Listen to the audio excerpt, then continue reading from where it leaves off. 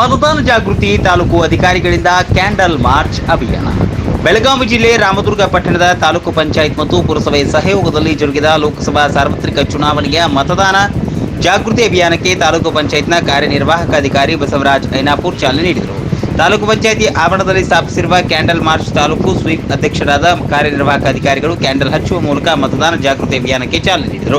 ನಂತರ ತಾಲೂಕು ಪಂಚಾಯತ್ ಕಾರ್ಯಾಲಯದಿಂದ ಸಾರ್ವಜನಿಕ ಆಸ್ಪತ್ರೆ ಮಾರ್ಗವಾಗಿ ತೇರು ಬಜಾರ್ನ ಗಾಂಧಿ ವೃತ್ತದವರೆಗೆ ಮೇಣದ ಬತ್ತಿಯನ್ನು ಹಿಡಿದು ಚುನಾವಣೆ ಘೋಷಣೆಗಳನ್ನು ಕೂಗುತ್ತಾ ಮತದಾನ ಜಾಗೃತಿ ಮೂಡಿಸಲಾಯಿತು.